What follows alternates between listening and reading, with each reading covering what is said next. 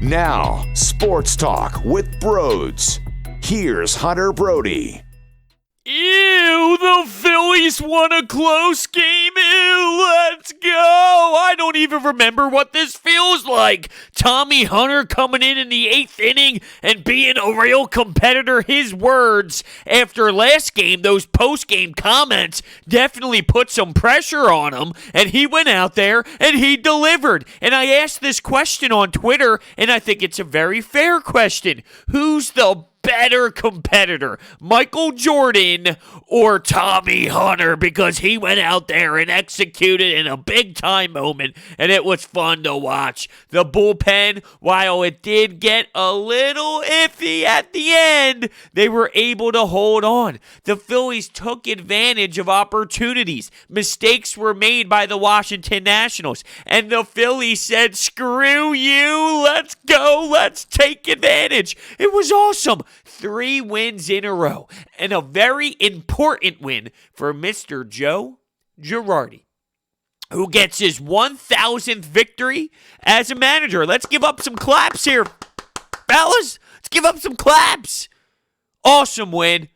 Awesome way to extend this win streak, and let's continue. Let's continue to put wins together. Let's start with Aaron Nola's night, though. Aaron Nola, he grinded. It wasn't as if he had his best night by any means, and early on it looked like, he's going to be grinding. He's going to really have to find a way to fight through himself a bit.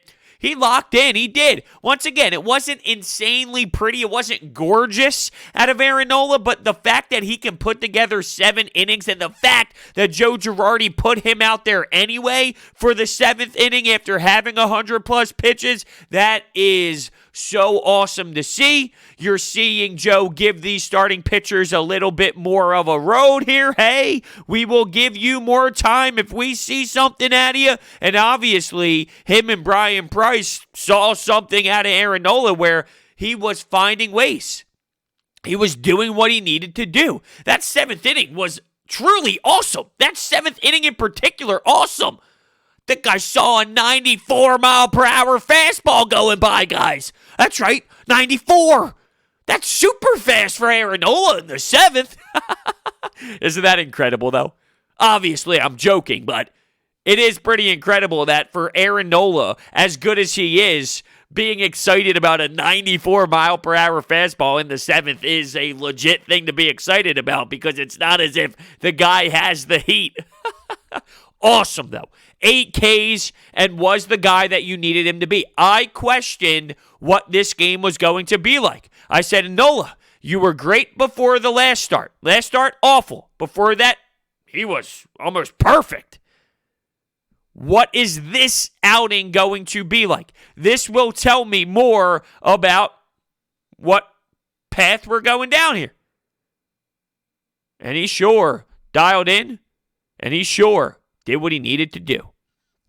This episode of Sports Talk with Broads is sponsored by Orbit Energy and Power. With over 20 years of experience in the industry, they are home to your solar experts in both residential and commercial projects. Their solar program helps eliminate your electric bill completely by offering flexible financing solutions such as $0 down. There was something I did not like early in this game, and that's Bryce Harper trying to bunt the baseball with 2 strikes. And even post-game, he alluded to how dumb it was. He said it was a mistake, and he should have never done it. You think, Bryce? He's really trying to force these bunts down the throats of his opponents.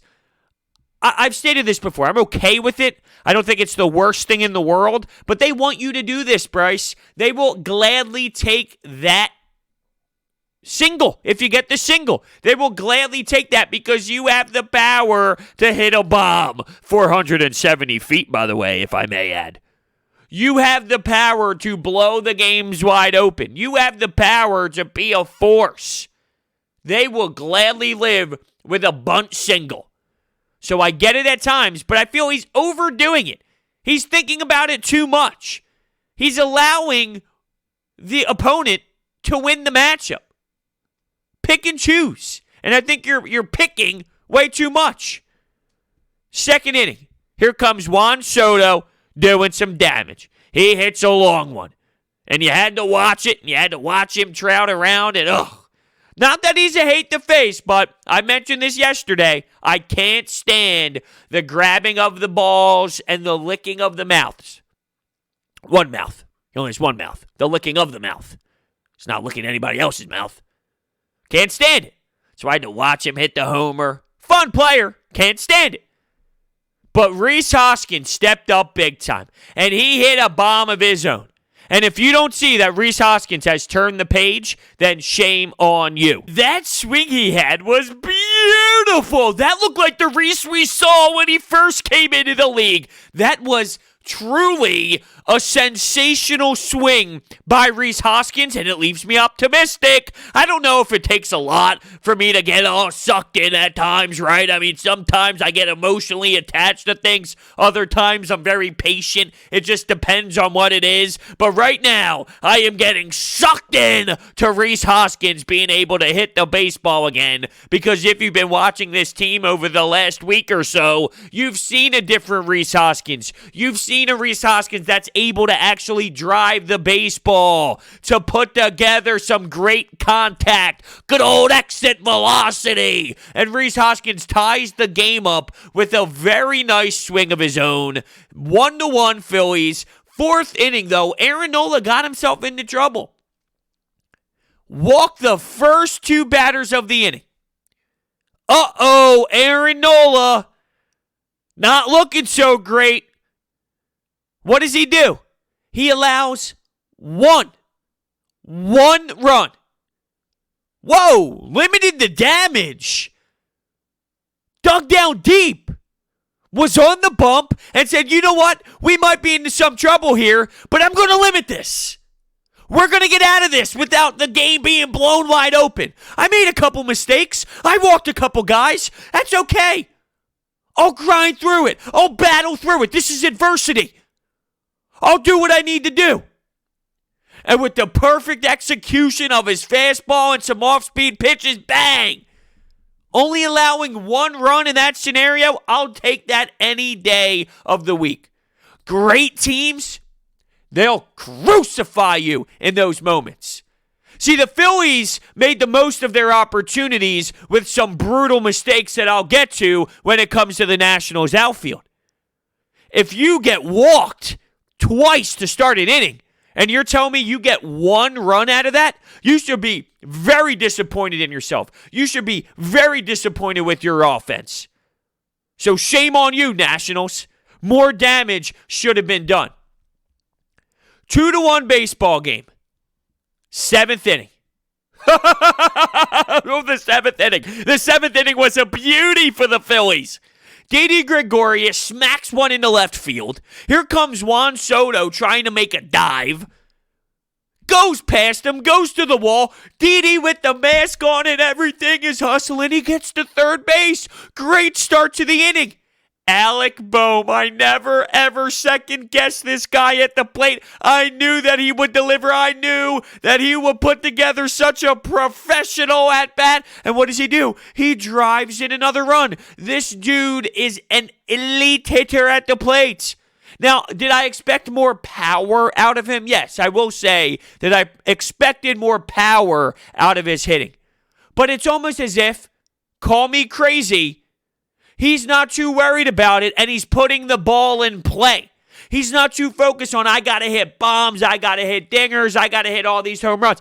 He's putting the ball in play. He's taking whatever he is given.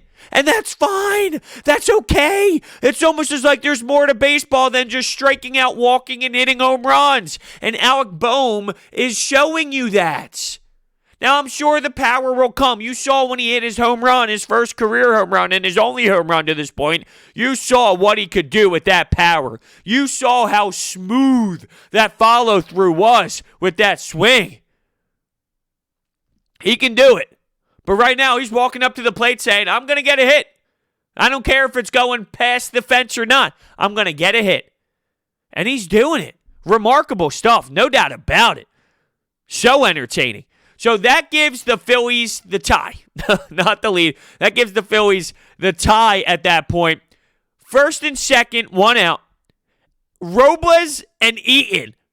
And you can see it. While the ball's in the air, they're both looking up, and they're both running into each other. You think, yup. There was a couple seconds in play where you were like, yup, this is totally going to happen. Boom! They fall into one another. Ball drops.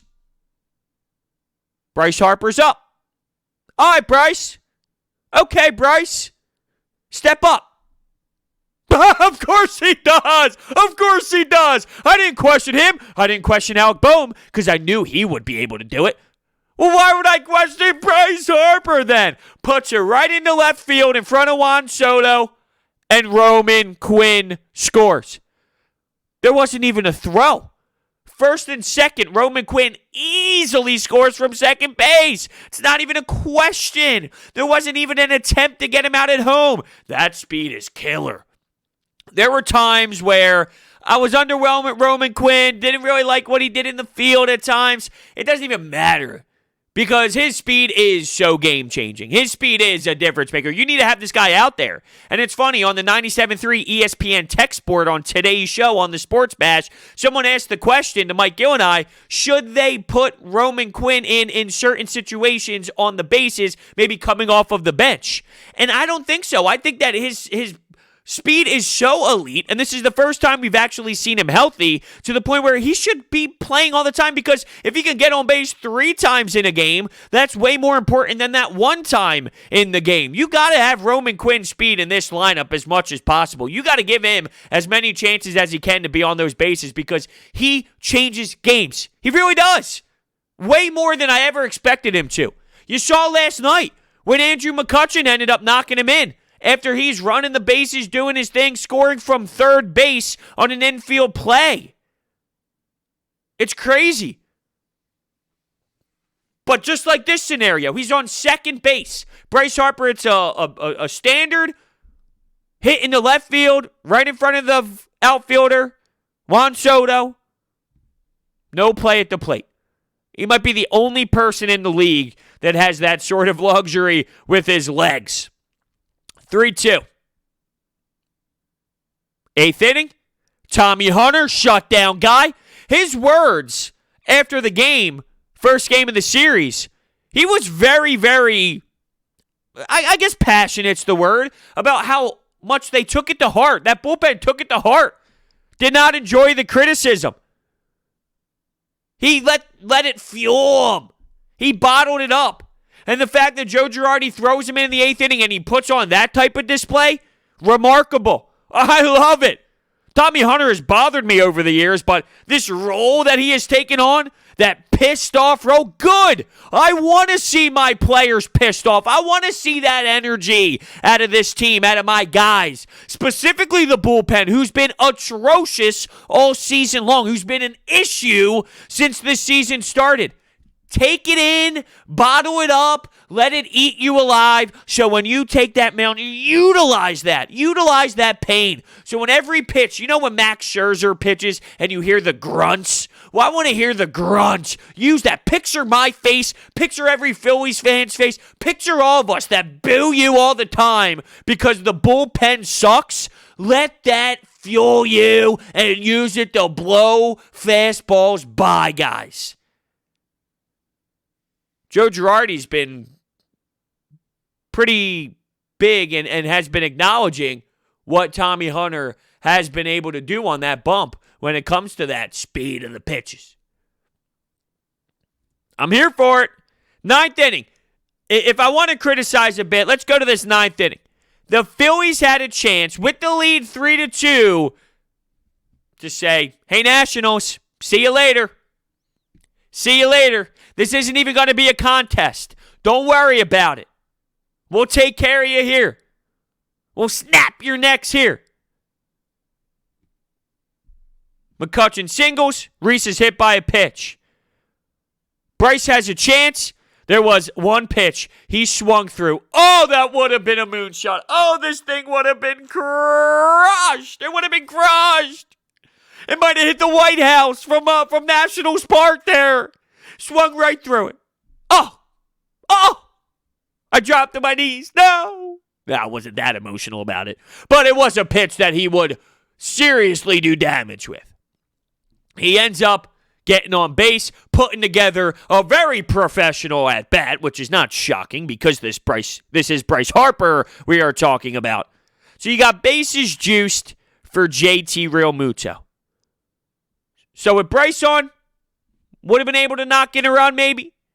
Now you have bases loaded with JT on. It's a 3-2 game. It's a one-run game. And knowing that this bullpen has blown up many times before, the insurance is so important. It's so valuable. JT does not get the job done. And here comes Workman into the game. And Workman, I am scared every time he touches that mound. He's not someone that I have a lot of confidence in. And this game should just prove why that is. Because it was sloppy, it was very iffy, but he did get the last crucial out. That curveball later on in that inning was effective. It started off with Kendrick. Remember what he did last year with the damage all around for that Nationals team? Of course it's Howie Kendrick. He gets a hit out in left field. And McCutchen makes a hell of a play, gets it to Segura. Segura beats him. It's there.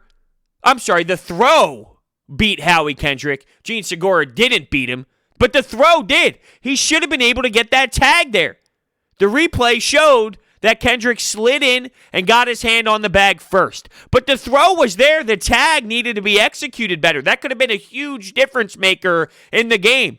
That could have changed the outcome of the game. Luckily, Workman and JT Realmuto, that's right, JT Realmuto had a big part of this as well behind the plate. Luckily, they stepped up. So, it was a 2-2 count. Curveball in the dirt. Men on for the Nationals. And JT with this fantastic scoop that I feel a lot of catchers in this league would probably not make. And he kept it in front of him, and he made sure everyone stayed put, and it goes so unnoticed. This is a simple play, right? Oh, the catcher blocked it. Oh, the catcher made sure it didn't go by. No, we're talking about a ninth inning here with a bullpen that has a mind of its own. Let's not appreciate this play. And from there, boom, Workman did it. Maybe that'll give him enough confidence. I don't know. I don't trust him, and right now I don't trust Hector Neris. The bullpen, though, is starting to fade away from the Austin Davises of the world, though, and that's at least a little promising. You at least have MLB bullpen guys in there. They might not be great bullpen guys by any means, but they're at least arms that deserve to be in the bullpen at the major league level instead of Austin Davis, Guerra, those type of players that shouldn't even sniff Major League Baseball. Somehow, some way, the Phillies got something in return for Austin Davis. That's almost laughable. Now, the Pittsburgh Pirates was the team on the other side, and they're no organization that's making fantastic moves by any means. So, I don't know who watched Austin Davis and said, you know what we're missing? I know who we're missing. I know someone that can help this organization. Austin Davis, because when I saw him pitch, he had electric stuff, and he was striking out guys, and he wasn't getting shelled. Like, who's watching that man and thinks to themselves, this is it. I got this master plan. I got this genius idea. Austin Davis. Sick joke. Phil Gosselin in the lineup. 2 hits. Beautiful. Andrew McCutchen. 3 hits. Beautiful. I'll take that. I'll take that 3-hit performance out of Andrew McCutchen. Questionable, but I'll take it. I'll take it. I don't know how I forgot to mention this play after game 1 of the series, but that play by Robles in center field yesterday and then got Gene Segura at first base not tagging up. Holy hell, was that play insanity. I don't know how I didn't talk about it. Sometimes I have so much stuff written down on my paper. First off, my handwriting is sloppy as hell. And then I write out what I want, like the main points, and then off to the side, I draw arrows and box things in. Oh, don't forget about this topic, that topic. By the time I look down at my notes here, there's so much going on that sometimes things slip through the radar. Well, there should be no way that play slipped through the radar. I was watching SportsCenter last night. I'm watching the top 10, and here goes number 1. I'm thinking, wait a second. Did I just not say anything about that aggressive play by Robles with that cannon of an arm? That play was elite. Lethal. 12 wins on the season so far. Win streak, here we are. It's so crazy. You go on that sweep of the Mets, and then you lose a bunch straight, and then they do this, and now I'm just waiting for it to go back in the other direction. I don't know why I do this to myself, but I almost enjoy it.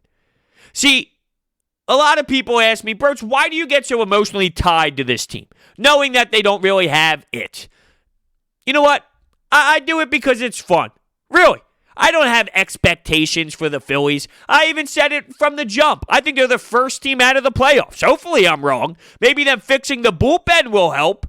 Maybe this whole new identity with the bullpen changes my opinion if they can actually continue to do it. I'm not really sold yet, but I'm starting to move in the direction of liking what I'm seeing, right? It would be impossible to not. I'm still here for it, and I'm okay to be taking on this emotional wild ride because I do it all the time, right? I mean, this team hasn't been good for a while, so I've been doing this. I'm just accustomed to it at this point. Can this team make it 4 straight? Can this team win another game? This offense in today's game, while it wasn't explosive, and that's something that has been very fun to watch over the last couple games, and just seeing guys step up, Segura, McCutchen, Rhys, Bohm, Harper, JT, like it's definitely been molding into its own. It wasn't that way specifically in this game, and they needed help. There's no denying it. They needed the Washington Nationals to make some mistakes in the outfield. But what do teams with good offensive pieces do? They make sure the opponent pays. They make sure that, hold on a second, this team's giving us second life. This team's giving us another chance. Don't take them off the hook. Don't. What would the Dodgers do? What would the Yankees do? What would the Braves do? Now, I'm not comparing the Phillies to them in terms of an overall team with a chance to win something legitimately, but you get my point. Teams that win baseball games, they do that. And if this team has an offense that should win them baseball games, which I feel like it should, the problem with this team isn't the lineup, it's the pitching. So if this team is together and they do have a lineup that can win baseball games, that's the moment where you step up. How good is this lineup?